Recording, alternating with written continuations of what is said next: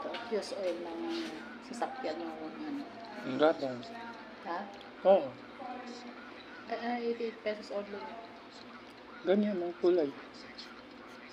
Fuse oil ng kala ng sasakyan. Pwede yung langis din yun. Lalagay lang siguro dito. Mm. Hindi pwede umorder na ganito. Oo, may nabibiling ganyan.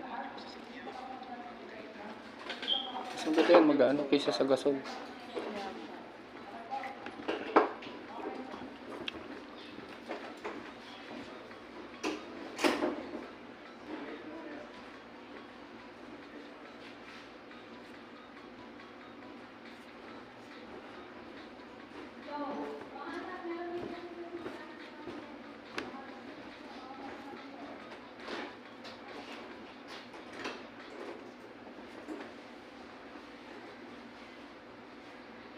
Kaya, naranasan ko to.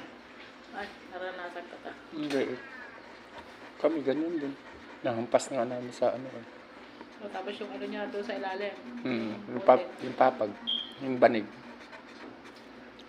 Nakang ano nga.